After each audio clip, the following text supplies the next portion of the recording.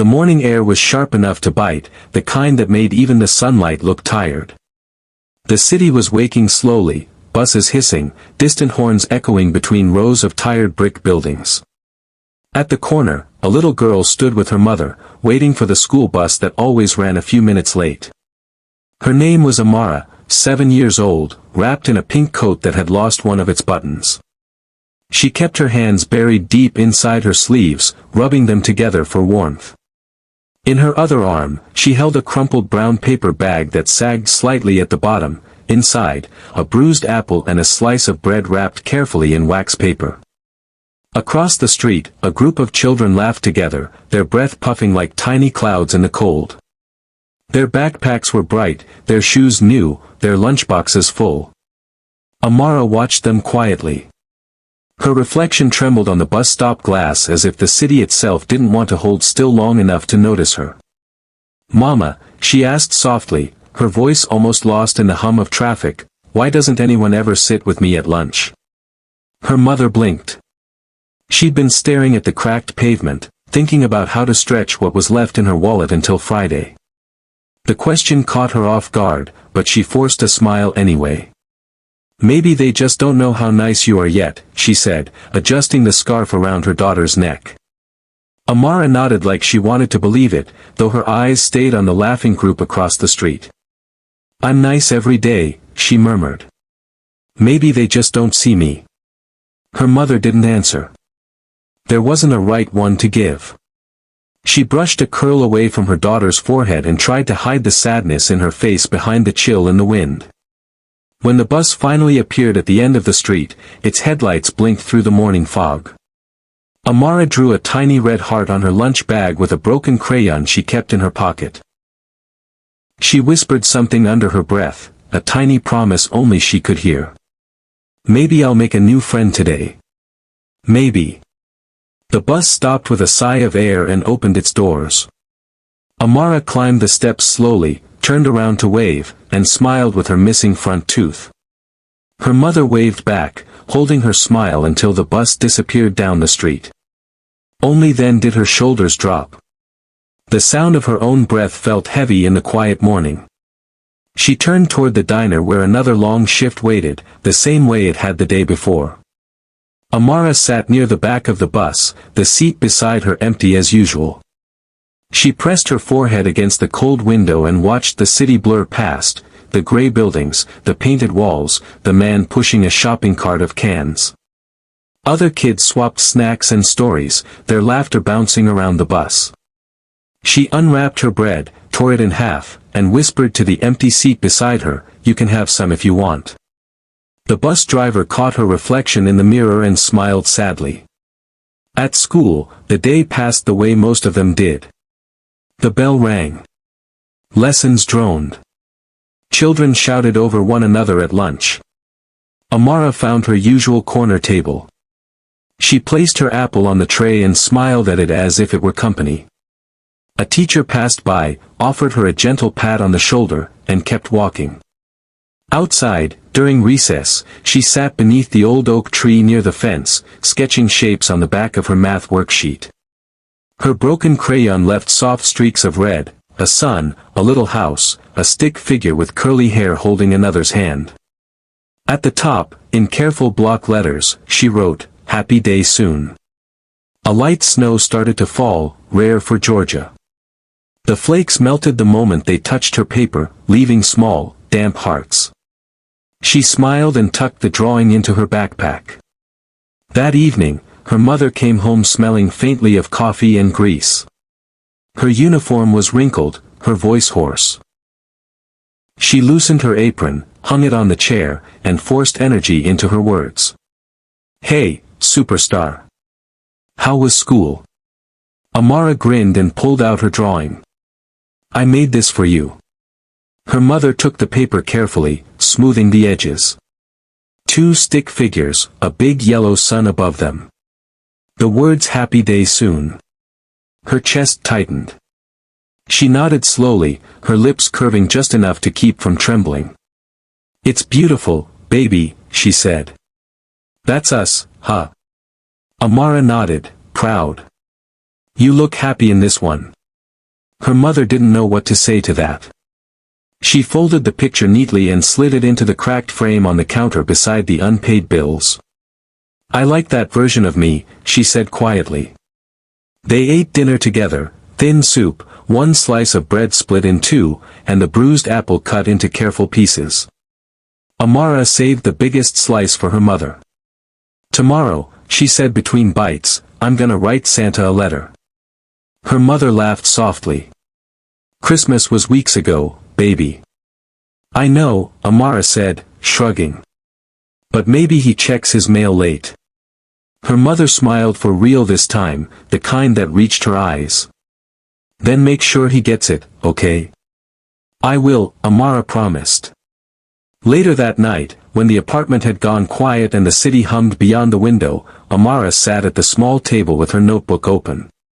The flickering lamp cast a warm circle of light around her words. She wrote slowly, her letters big and uneven. "Dear Santa, I don't need presents this year. I just want my mama to laugh again.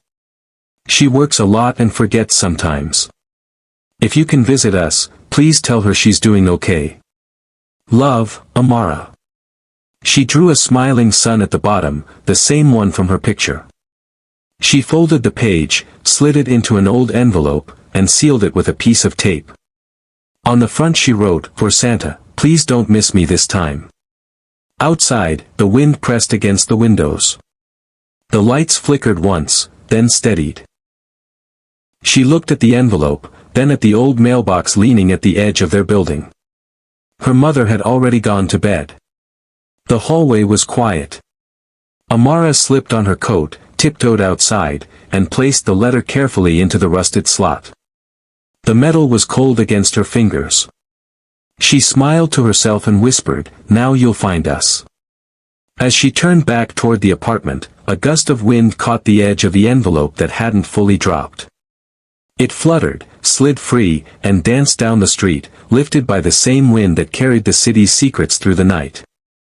It drifted past flickering streetlights and empty storefronts until it landed softly against the tire of a black car parked at the corner. Inside that car, a man in a gray suit adjusted his cufflinks and looked out at the falling snow, unaware that the letter resting near his feet would change everything he thought he knew about life, and about love. Morning came gray again. The sound of dripping water was the first thing Amara heard before her mother's voice calling softly through the apartment. "Wake up, baby. The floor's cold, keep your socks on." The ceiling above her bed still leaked from last week's rain, a steady tap into the dented bowl her mother had placed there.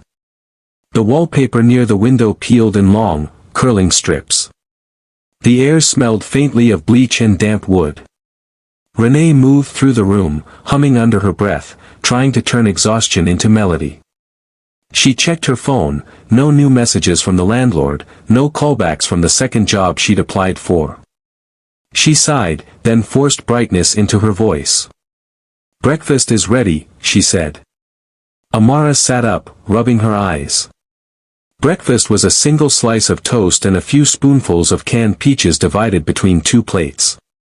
Her mother pretended it was enough by cutting hers into tiny squares and pretending she was full first. "You can finish it, baby. Mama had plenty at work last night." It was a lie so gentle, it sounded like love. Amara nodded, chewing quietly. The toaster clicked again, though nothing waited inside. Outside, a siren wailed somewhere down the street. Her mother gathered her uniform and tied her apron, moving in quick motions, the choreography of survival. She bent to help Amara zip her jacket, kissing the top of her head. "I'll be home after the dinner rush, all right? Mrs. Porter will pick you up after school." Amara looked up. "Can we still make cocoa when you get home?" Her mother smiled. "If we have milk left, it's a date." The smile stayed on her lips until the door closed behind her. The diner sat at the edge of downtown, squeezed between a pawn shop and a laundromat. The sign flickered open even when half its bulbs were dead. Inside, the smell of coffee and frying oil clung to everything. Renee tied her apron and stepped behind the counter. Her feet already ached from yesterday. She forced another smile as the first customers filed in, construction workers, delivery drivers, the regular who always tipped in nickels. "Morning, folks. What can I get you?" "Just coffee," one said. "And keep it coming." "Sure thing." Each refill felt like time slipping through her hands. Between orders, she glanced at the clock, 9:12 a.m., and wondered if Amara had eaten her apple or saved it again. By noon, her smile had worn thin. The manager shouted something from the kitchen about faster service. Someone broke a mug near table 3. When she finally stole a breath in the back hallway, her reflection in the metal fridge startled her. The woman looking back seemed older than she remembered, eyes dull, skin pale, hope somewhere behind both. At school, the hours moved slower. Amara's teacher read a story about kindness and Christmas miracles. The class buzzed with chatter. When the teacher asked what everyone wanted for next year, hands shot up: new bikes, video games, iPads. When it was her turn, Amara hesitated. "I just want my mama to laugh again," she said quietly. The room went still for a moment. A few kids giggled awkwardly, unsure why that didn't sound like a real wish. The teacher smiled sadly, then moved on to the next hand in the air. At lunch, Amara sat at her corner table again. She unwrapped her bread and apple, arranging them neatly as if that could make them feel like a meal. She traced tiny hearts in the condensation on her juice carton. Across the room, laughter erupted from a group of kids trading candy. She pretended not to hear them. When the last bell rang, the sun was already dipping low. Mrs. Porter, the elderly neighbor, waited by the gate with her wool hat tilted crookedly. "There's my sunshine," she said as Amara ran up to her. Mrs. Porter's coat smelled faintly of lavender and old newspapers. She held Amara's backpack with both hands. "Your mama called. She's running late again." "That's okay," Amara said. "She always comes home." The old woman smiled, looping her arm through the child's. "Let's get you warm." Their building creaked when they opened the door. Inside, the air felt heavy with yesterday's cold. Mrs. Porter clicked her tongue. "Still no heat, huh? Landlord slower than Sunday grace." She lit a small space heater near the couch, its orange coil glowing weakly. Amara curled under a blanket, flipping through her notebook of drawings. "You've got magic in those little hands," Mrs. Porter said. "Don't ever stop drawing. Pictures make the world softer." Amara smiled. "Mama says you say smart things."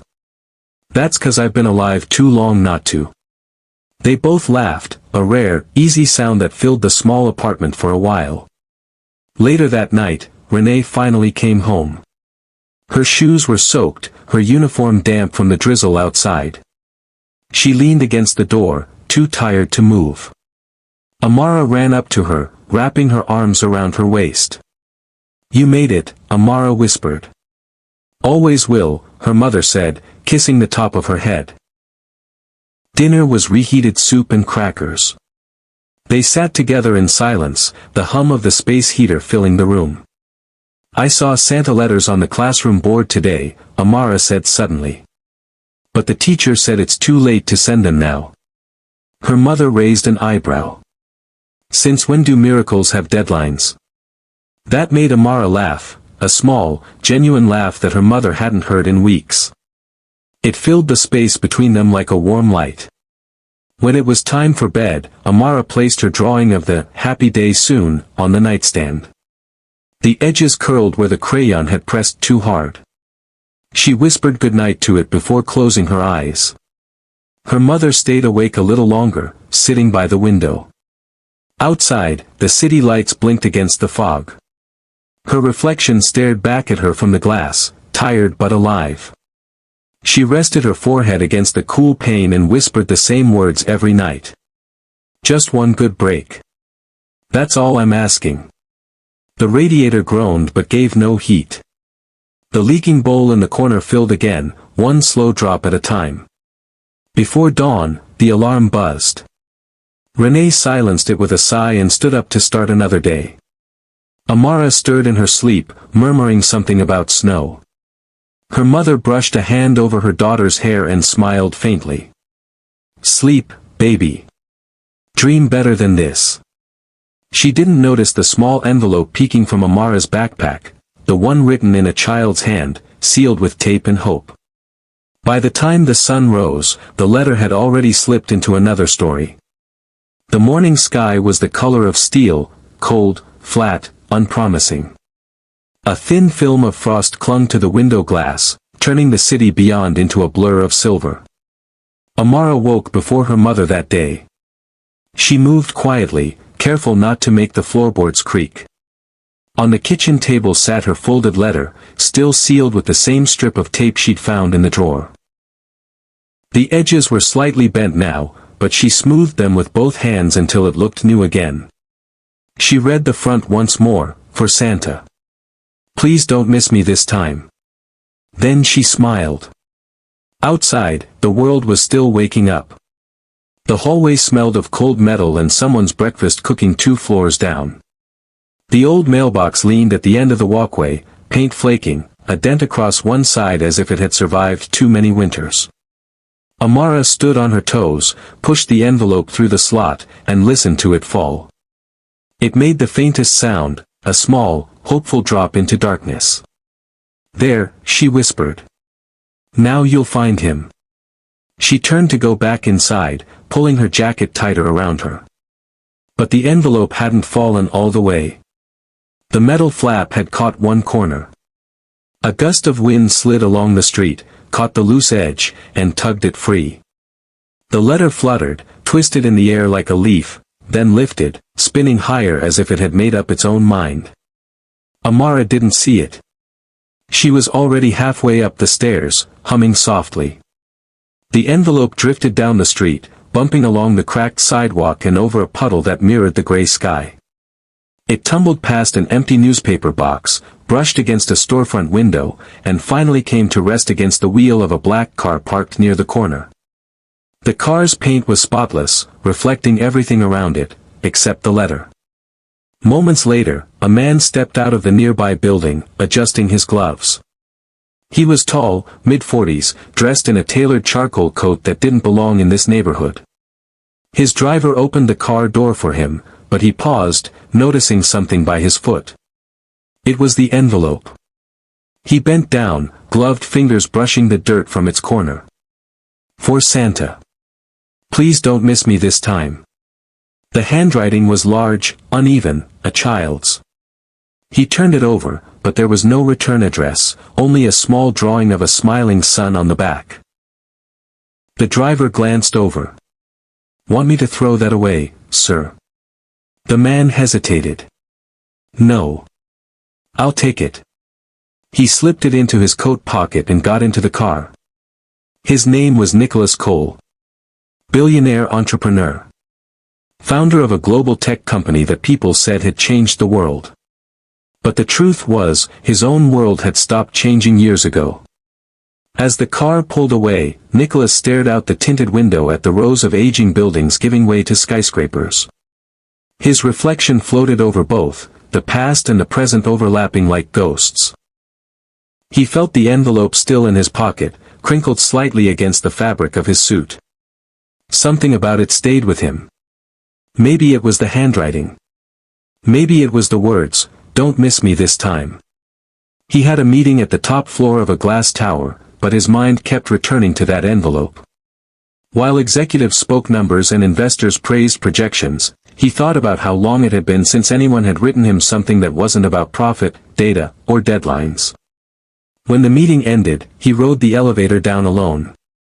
The walls of glass showed a city too busy to look up. In the reflection, he almost didn't recognize himself. Expensive suit, cold eyes, everything in order except the emptiness underneath it. He pulled out the letter. The paper was slightly damp from the morning frost. He tore it open carefully.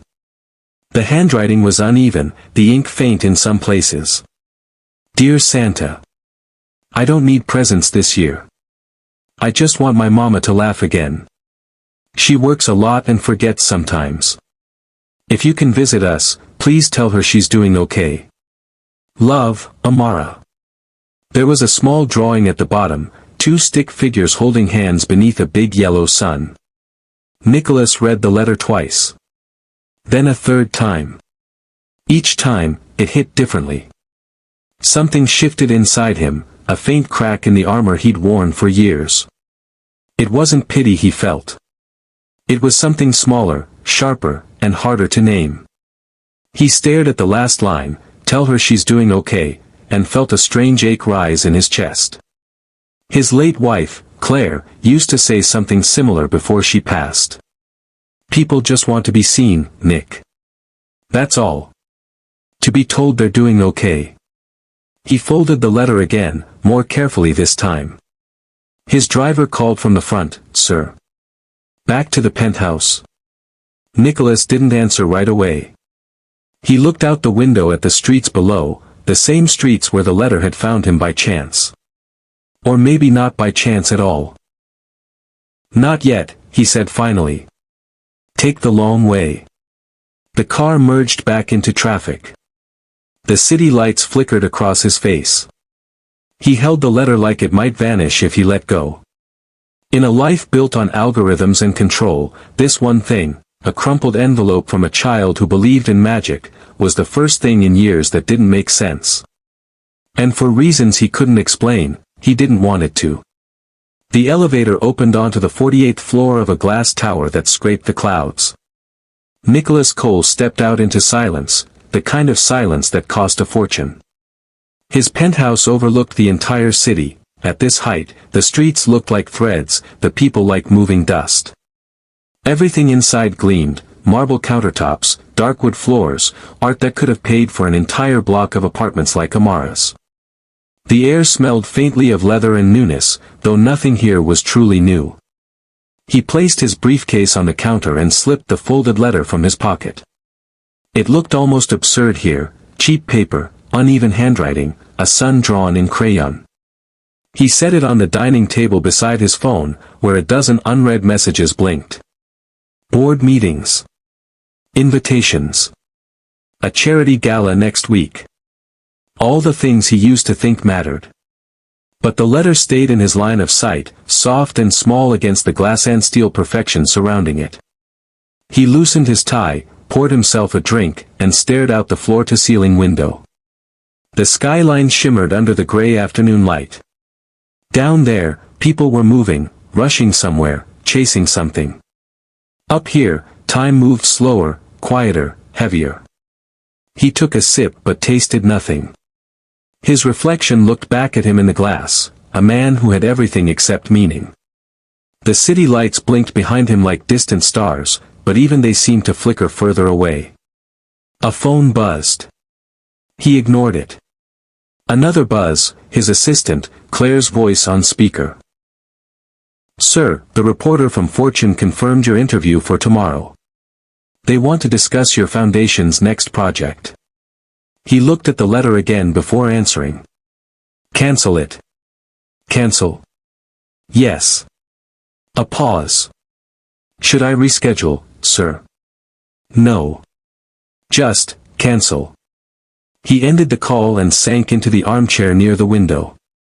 For a while, he simply listened to the quiet hum of the world beyond the glass. Then, almost without realizing it, he reached for the letter again. The texture of the paper was rough, thin, fragile in a way that felt human. He traced the crayon drawing with his finger, the two stick figures under the yellow sun. "She just wants her mother to laugh," he murmured to himself. "That's all." The simplicity of it hit him harder than any speech or headline had in years. He'd built an empire around complexity, numbers, systems, efficiency. But this was pure.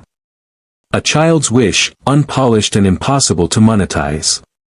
That evening, he attended the annual charity gala, the kind of event where people dressed in sincerity for a few hours before returning to their private islands of comfort. The ballroom glittered with chandeliers and champagne. Nicholas moved through the crowd, shaking hands, nodding at familiar faces. Cameras flashed. Someone complimented his latest tech initiative. Someone else asked about profits. He answered automatically, his mind somewhere else entirely. When he excused himself to the balcony, he finally breathed. The air was cool, heavy with city noise. He looked down at the thousands of lights below, each one a story, a home, a life. In one of those lights, a mother was probably tucking her child into bed, whispering goodnight. In another, someone was counting coins, waiting for morning. And somewhere, a little girl had written a letter believing it could reach someone who cared. He reached into his jacket pocket and unfolded the paper again. Under the chandelier's glow, the childish handwriting looked almost sacred. A woman stepped beside him, elegant, in silver. "Nicholas, everyone's asking for you inside. They want a quote for the press." He didn't look away from the letter. "Tell them I'm fresh out of quotes." She laughed, not realizing he meant it. Always the mysterious one. He smiled faintly but said nothing. When she walked away, he folded the letter carefully and placed it inside his wallet, as if to keep it safe. Back at the penthouse later that night, he couldn't sleep. The city glowed below like a restless ocean. He sat at his desk, laptop open but untouched. On the screen was a proposal for a new investment deal, numbers and projections that once would have thrilled him. Now they looked meaningless. He opened his wallet again, pulled out the letter, and read it under the soft light of his desk lamp. "Dear Santa. I just want my mama to laugh again." He read it aloud this time, quietly. The words filled the room in a way silence never had. He thought of his own mother, gone now, who used to laugh so hard she'd cry. He thought of his late wife, Claire, and how the laughter in their home had faded in her final months. He pressed his thumb over the last line of the letter as if trying to hold it there, as if afraid the words might fade. The clock ticked past midnight. He should have been asleep hours ago, but something inside him was shifting. He couldn't stop wondering who this little girl was, where she lived, whether her mother knew how much she was loved. He imagined their faces, the way the apartment might look, the laughter that was missing.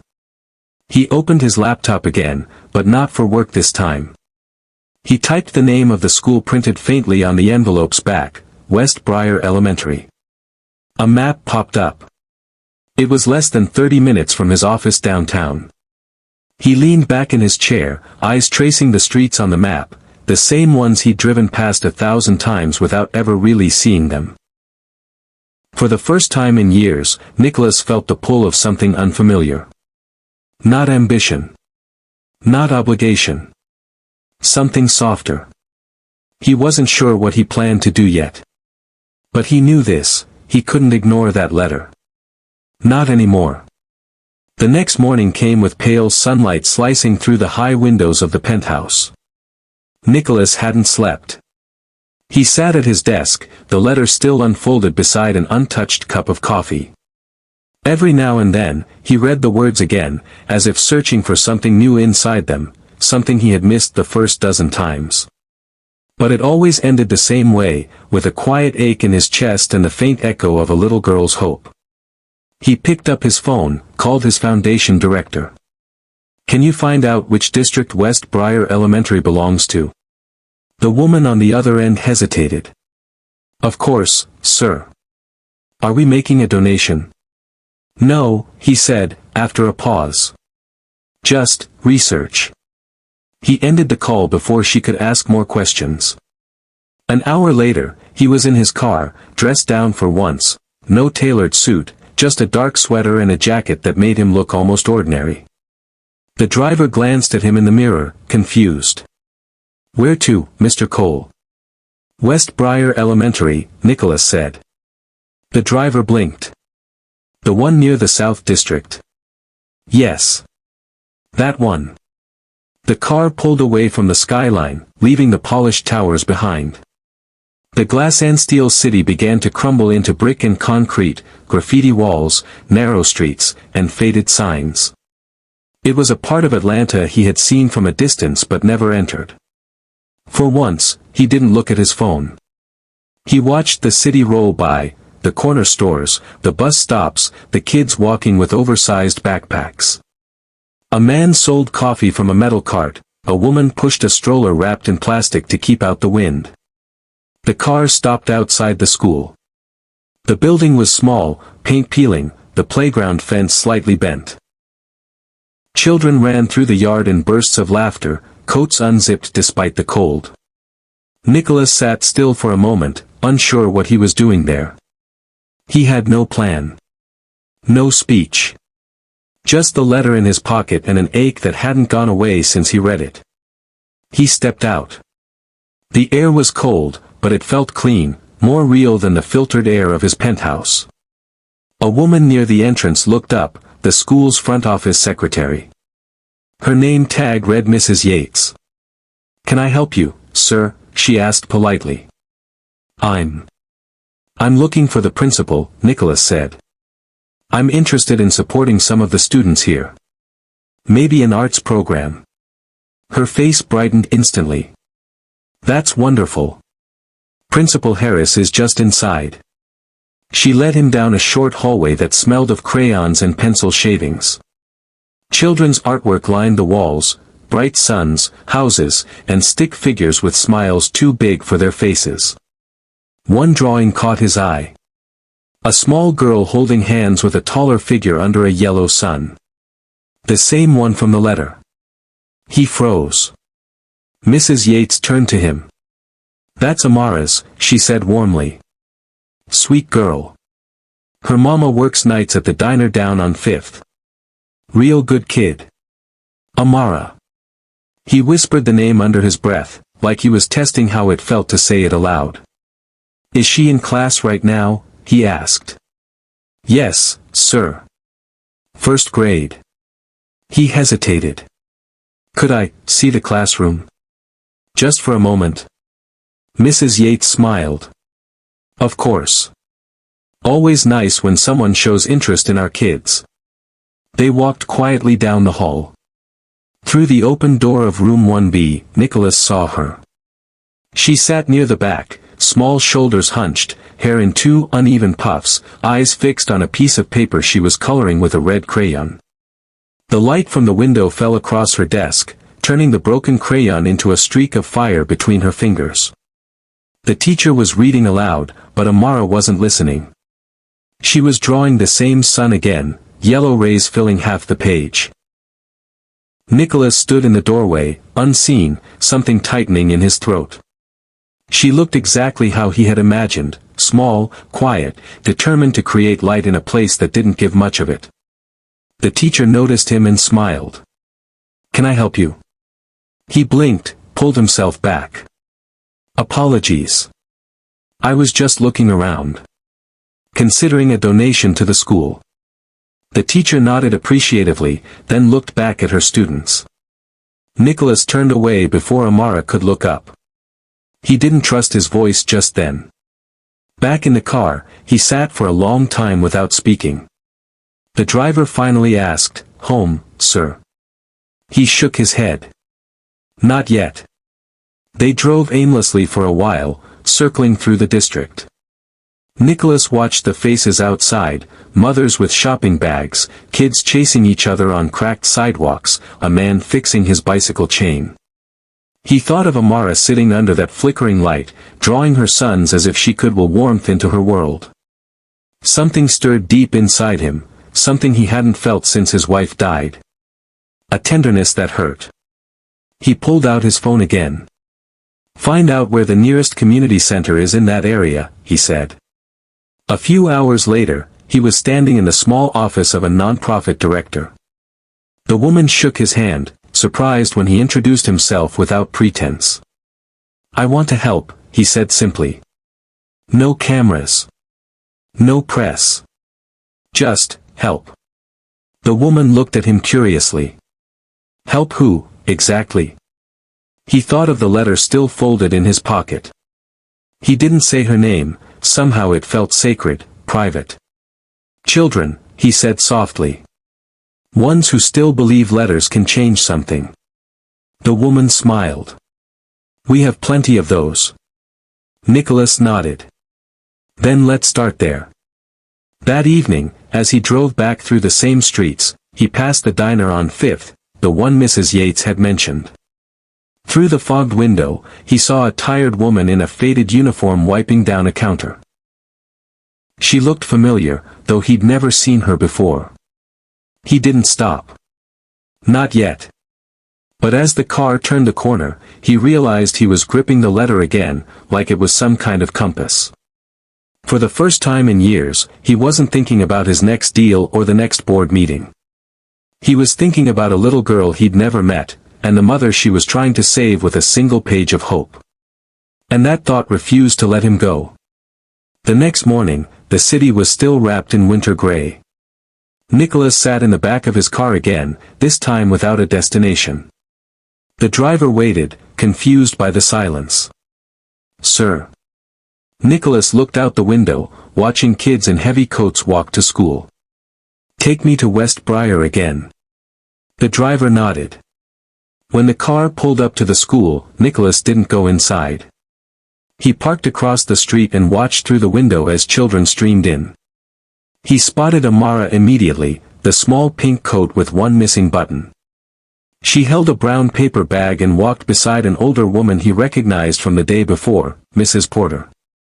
He smiled faintly when he saw Amara stop to tie her shoelace and then help the old woman pick up a dropped mitten. It was such a small thing, but it told him everything about her. He turned to his driver. "There's a toy store a few blocks from here, right?" "Yes, sir." "Let's go." An hour later, he stood in a narrow aisle surrounded by dolls and paint sets. He picked up a box of colored pencils, 12 shades of bright, new colors. The kind that wouldn't snap after one use. He added a pad of heavy paper and a small stuffed bear wearing a red scarf. The cashier recognized him instantly but said nothing when he paid in cash. Nicholas smiled at the boy's wide eyes. "For a friend," he said. On his way out, he passed a bakery and stopped. The smell of fresh bread filled the air. He bought 2 warm loaves and a paper bag of cookies dusted with sugar. By the time he reached the school again, the playground was empty, classes had begun. He handed the bag of art supplies and bread to a woman in the front office. "These are for one of your students," he said. "Her name's Amara Johnson." Mrs. Yates looked at him curiously. "You a relative?" "No," Nicholas said softly. "Just someone who got her letter by mistake." Her eyes softened. "That little girl's got a heart bigger than this whole building." He nodded. "Please tell her it's from Santa, the late one." Mrs. Yates laughed, then promised she would. As he turned to leave, Nicholas glanced down the hallway again. Through the small classroom window, he saw Amara bent over her desk, drawing. For a second, he wished she'd look up. But she didn't need to. He smiled, stepped outside, and felt the cold air hit his face. It didn't bite this time. It woke him. That evening, he returned to the diner on 5th. The bell above the door chimed as he stepped inside. The air smelled of coffee, fried onions, and tired stories. Behind the counter stood the same woman he'd glimpsed before, Amara's mother. Her name tag read Renee. Her hair was pulled back, and her eyes were kind but heavy. "Sit anywhere you like," she said with a faint smile. He chose a booth near the window.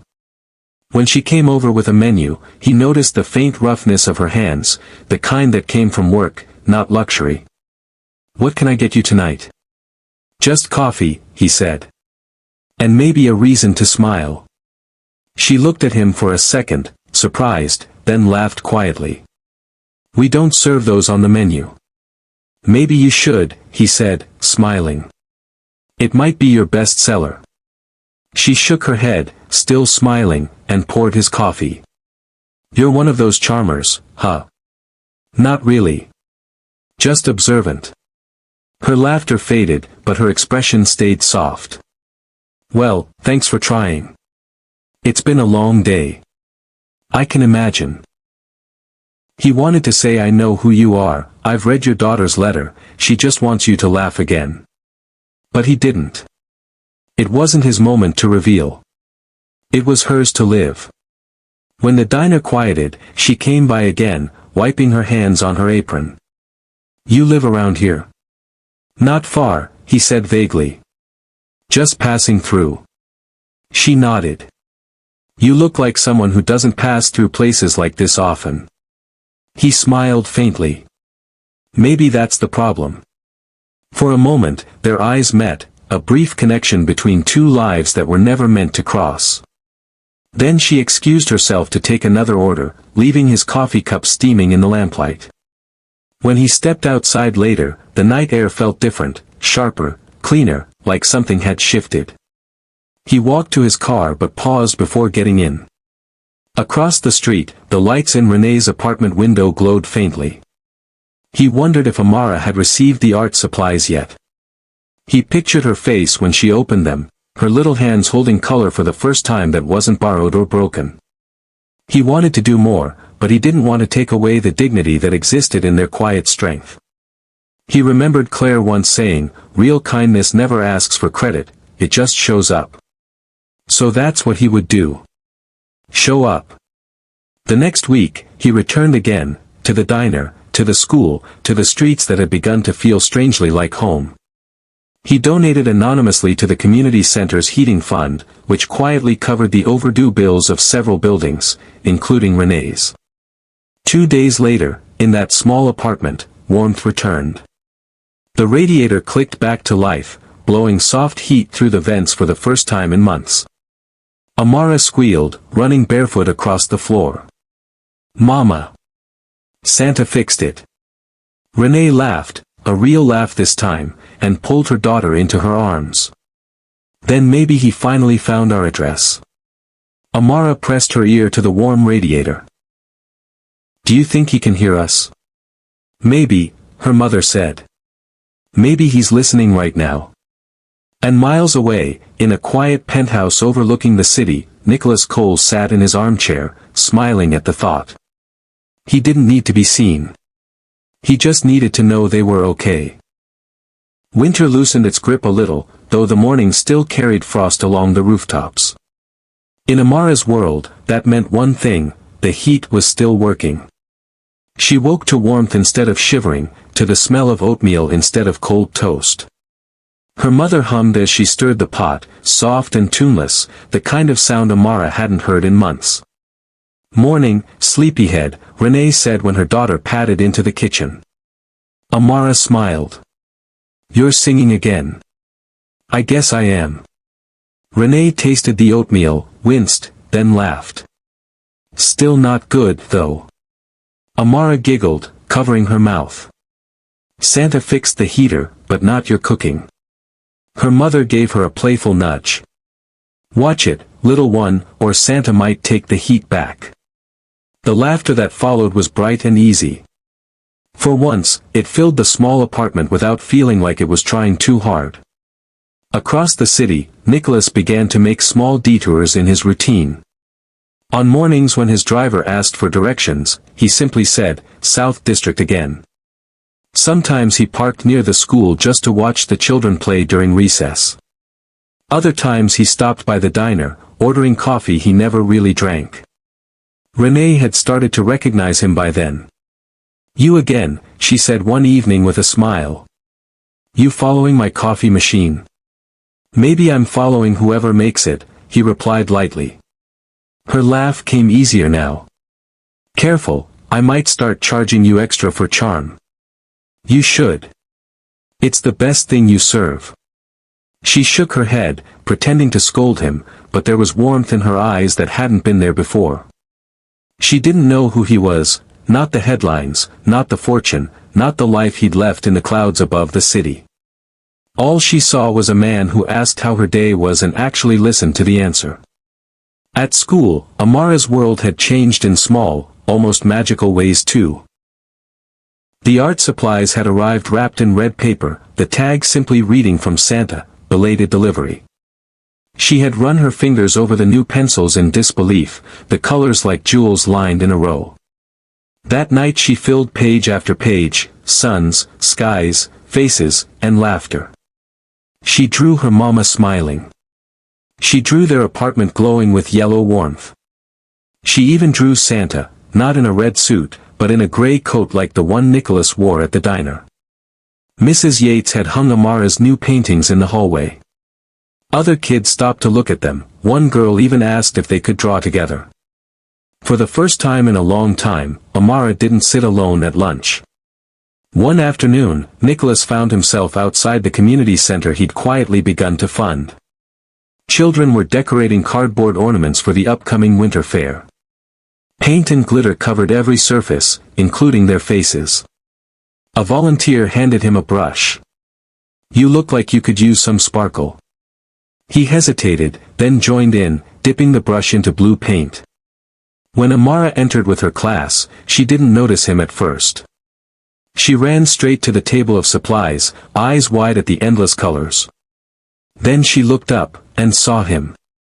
She froze for a heartbeat, studying him as though she were remembering something. "You're the man from the diner," she said finally, smiling. Nicholas smiled back, a little nervous. "And you're the artist whose work's all over the school hallway."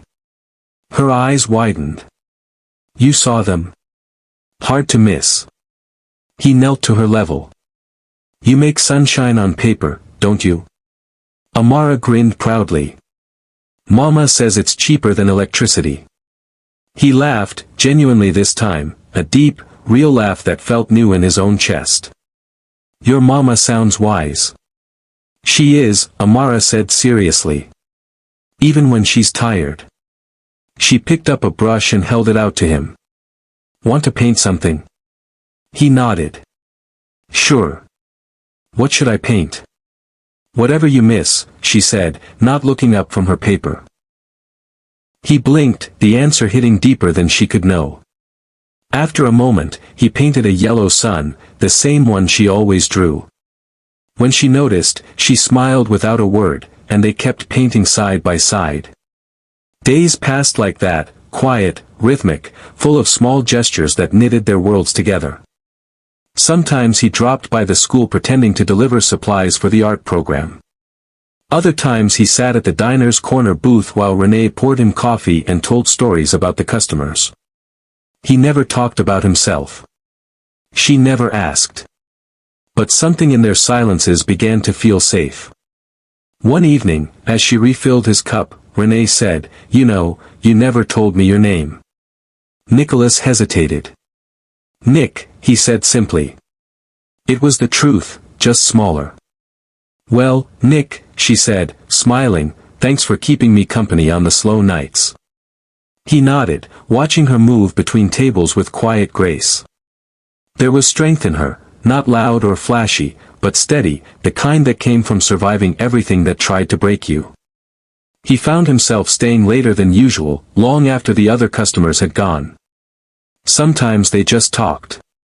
Sometimes they didn't. It didn't matter. One night she brought over 2 slices of pie. "On the house," she said. "You'll get fired giving away dessert." She shrugged. "Let them fire me. You look like you could use sweet things." He laughed softly. "You have no idea." Amara came in near closing, half asleep from Mrs. Porter's care. When she saw him, she ran over with excitement. "Nick! Look what I made." She handed him a folded drawing, a man standing beside a girl under a yellow sun. He unfolded it slowly. "Who's this?" "That's you," she said. "And me. You look happier there." He smiled, touched in a way he hadn't expected. "I think you're right." Renee watched from behind the counter, her heart softening. The way he looked at her daughter wasn't pity, it was care.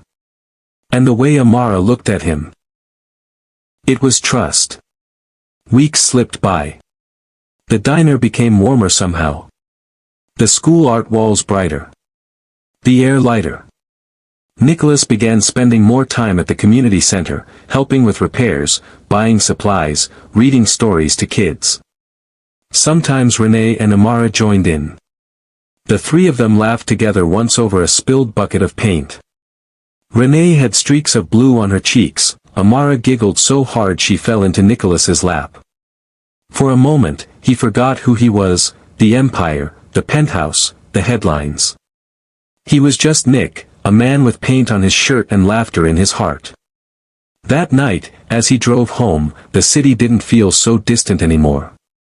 The skyline looked softer, almost human. He passed the intersection where he had found the letter weeks before and caught himself smiling. It was strange how something so small could rewrite an entire life. In the weeks that followed, small rituals formed, like habits stitched from kindness. On Fridays, Nicholas would bring warm bread from the bakery for the diner staff. Renee always pretended to scold him. "You trying to make me fat?" "Just trying to say thank you," he'd reply. On Sundays, he'd stop by the school playground and watch Amara draw chalk suns on the sidewalk with her friends. Once, she handed him a piece of chalk. "You forgot to draw your sun." He bent down beside her, adding his own, lopsided, messy, but bright. They laughed when hers swallowed his up, the way the real sun swallowed shadows. And for the first time in years, Nicholas realized he was laughing without trying. At home, his penthouse didn't feel so empty anymore.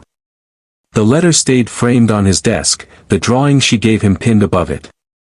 Sometimes he'd catch himself humming as he worked, or leaving his phone unanswered just to watch the city breathe below him. Money had built his walls, but a child's hope had started to tear them down, one act of kindness at a time. And though neither of them said it aloud, the truth was simple. They were changing each other, quietly, beautifully, without even realizing it. The first hints of spring touched the city, soft and uncertain. The snow had melted into puddles that reflected a kinder sky, and for a while it felt as though the world itself had exhaled. Amara's drawings now covered the diner's bulletin board, bright suns, crooked smiles, little hearts. Regulars began to ask for updates on the young artist. Renee would grin and wave them off, though secretly she was proud. Nicholas still came by, never on a schedule, always quiet.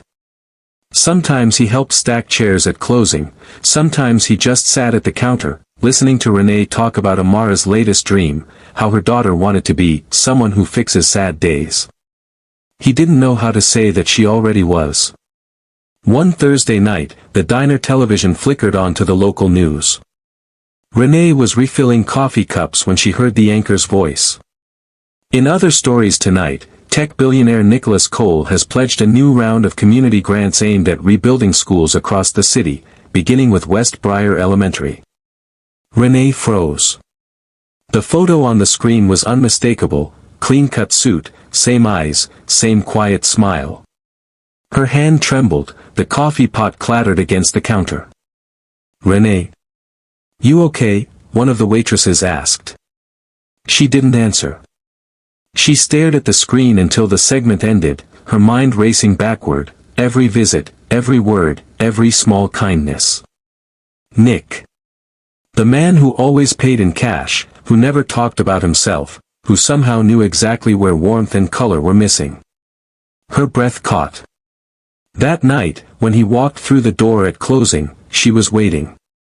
He smiled the way he always did. "Evening. Thought I'd stop by before you. Who are you really?" The words came out sharp enough to cut through the quiet. He stopped mid-step. "Renee. Don't." She untied her apron, dropped it on the counter. "I saw the news. Nicholas Cole. Billionaire. Community grants." Her voice trembled between disbelief and anger. "You've been playing us." "It's not like that," he said quickly. "I never wanted to." "Never wanted to what?" "Tell the truth." She stepped closer, her eyes bright with unshed tears. "You came here like some kind of angel. Fixed the heat. Brought gifts. Sat in my diner pretending you were one of us. Was this your new charity project? A story to make you feel good? Renee, please. Do you have any idea what that feels like? To be somebody's project? He swallowed hard. It wasn't pity. Then what was it? Nicholas's voice dropped to almost a whisper. It was hope.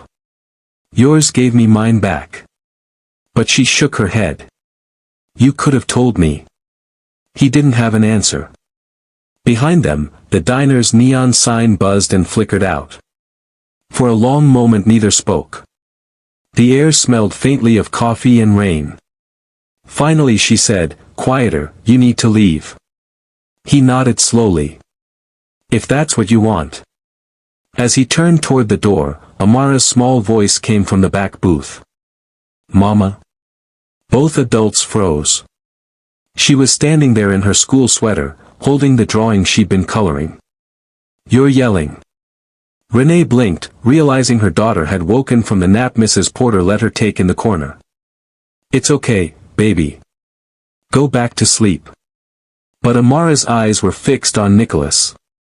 Nick? Why's Mama mad? He knelt down to her level, the pain in his chest almost physical. Because I wasn't honest with her.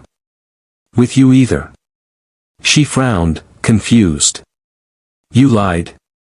I didn't mean to, he said softly. I just wanted to help.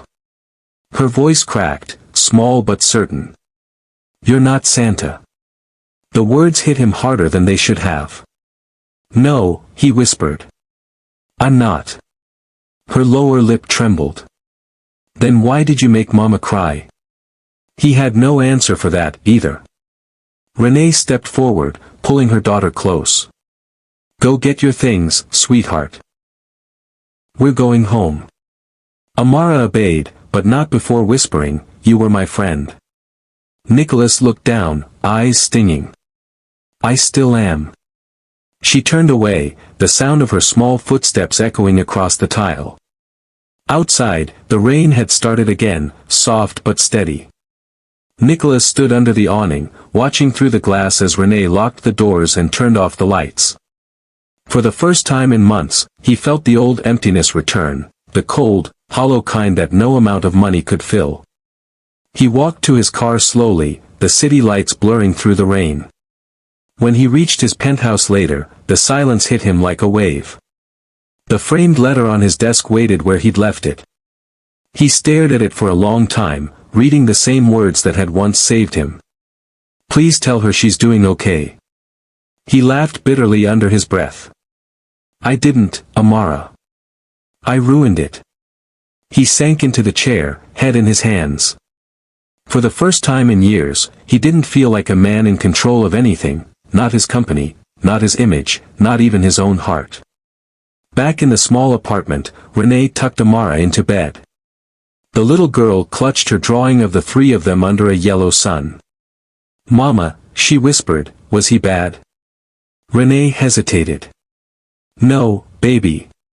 He was just lost. Amara blinked at her. Then who'll find him? The question twisted inside her like guilt.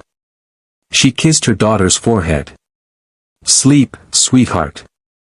When the light clicked off, Renee sat by the window for a long time, watching the city glow faintly in the distance.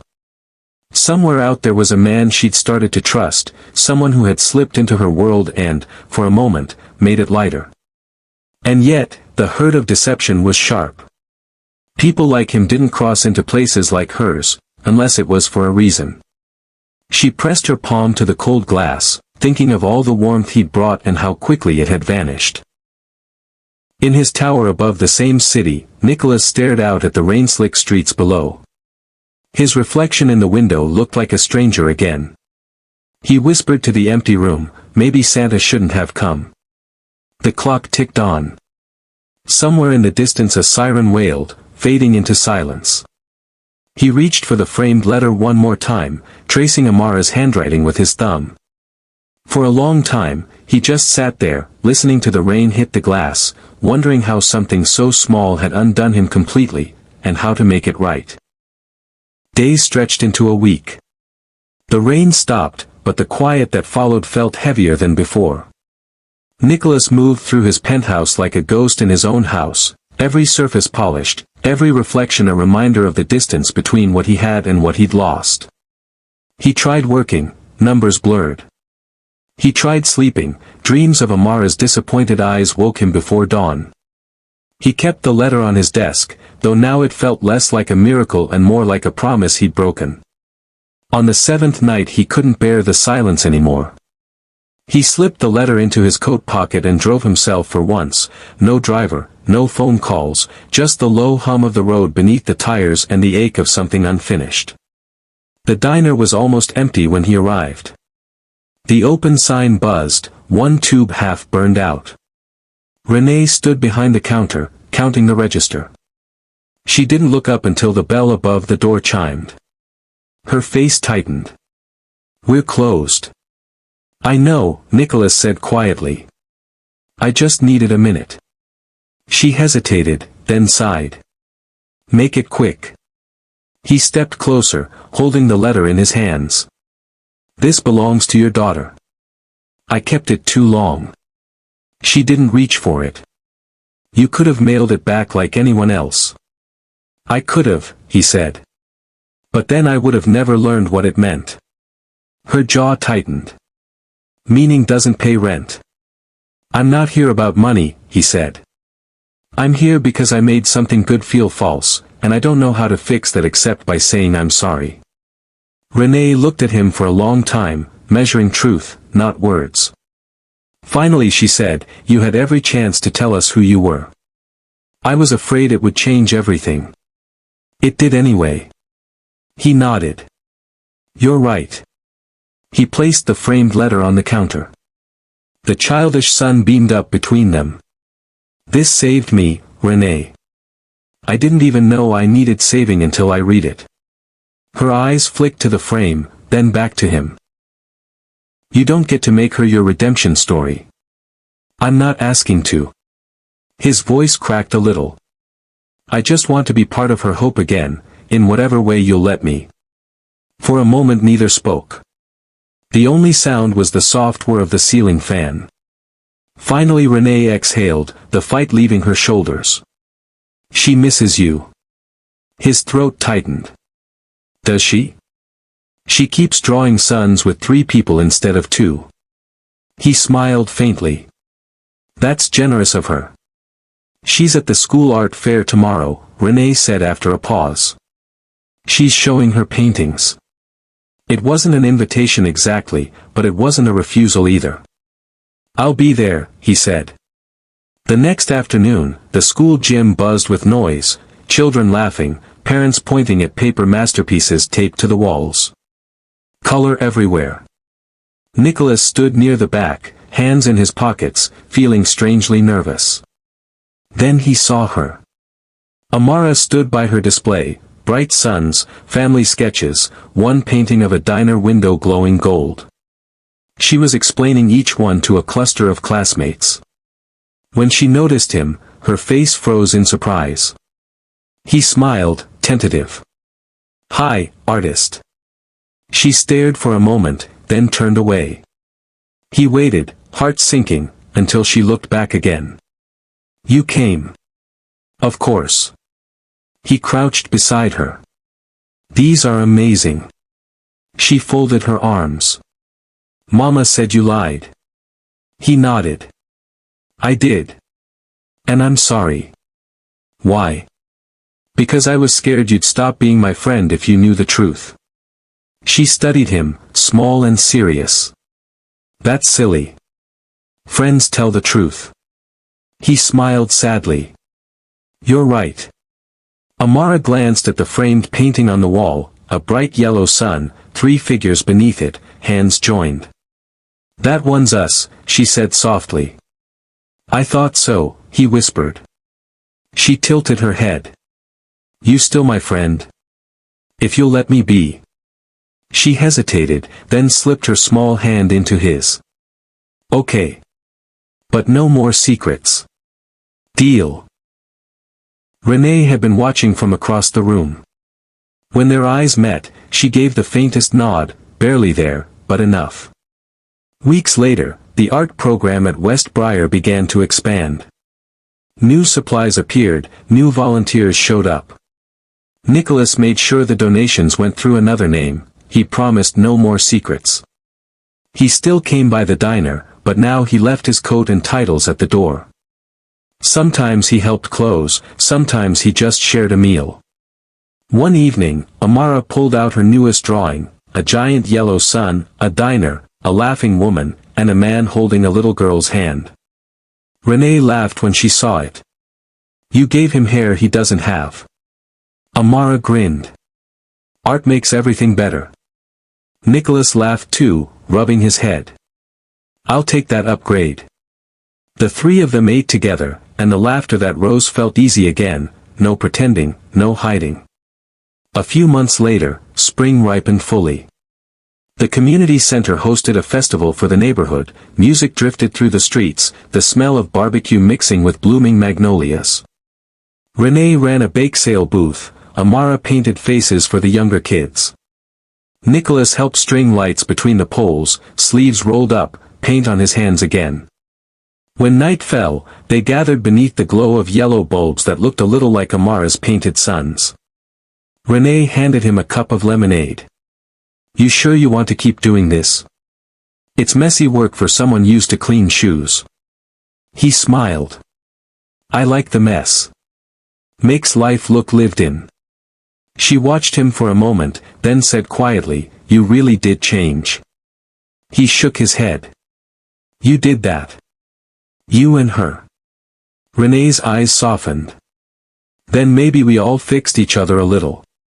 Later, as the crowd thinned and laughter faded, Amara tugged on his sleeve. "I want to show you something."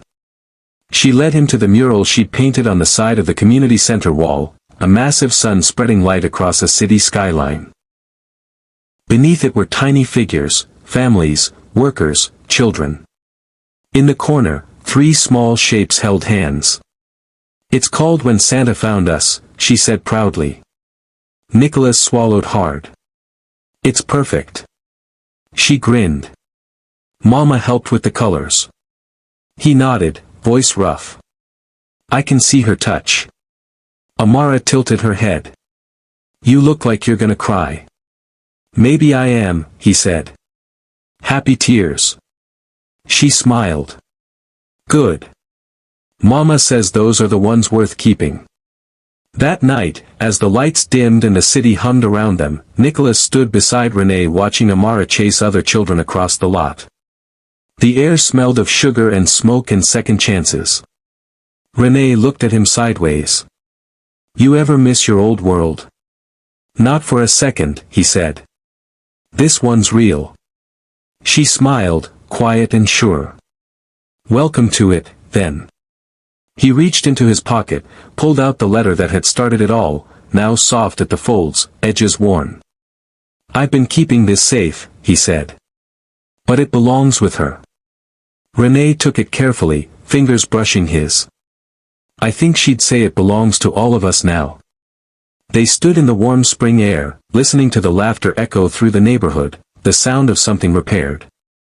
And when Amara ran back and slipped her small hand into both of theirs, Nicholas looked up at the mural sun and finally felt what the letter had promised all along.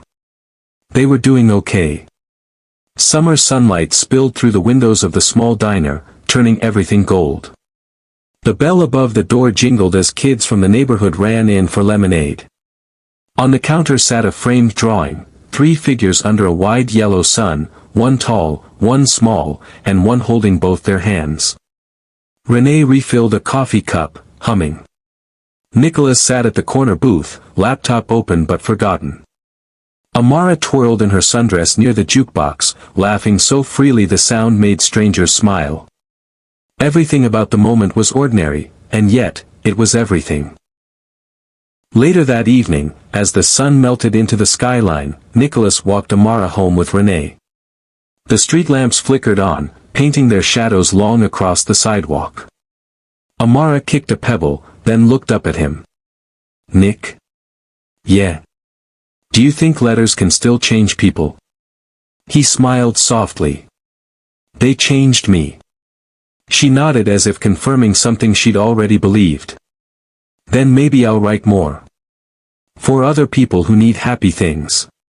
Do that, he said. The world needs more of your kind of magic. They reached the apartment steps. Renee unlocked the door, but before going inside, she turned and looked at him for a long, quiet moment. You know, she said, when you first showed up, I thought you were trying to save us. He smiled faintly. I think it was the other way around. Her eyes glistened. Maybe that's how saving really works, both sides holding on to each other long enough to climb out. He nodded, unable to find words. When they were gone, Nicholas lingered on the sidewalk. The city hummed around him, buses, laughter, music from some distant apartment window. He pulled out the letter one last time, the edges soft from all the times he'd unfolded it. The childish handwriting still read. Dear Santa, I just want my mama to laugh again. Please tell her she's doing okay. He smiled through a sting of tears and whispered into the dusk.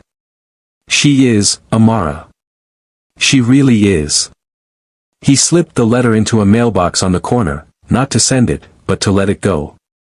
The red metal swallowed it whole, and for the first time, his chest felt light. Sometimes the smallest voices write the biggest miracles. And sometimes, the people who seem to have everything, just need a letter to remind them what enough really means. As the screen fades to the mural of the giant yellow sun over the city, the one Amara painted, the final line appears in quiet text. Hope doesn't need to be loud. It just needs to be delivered.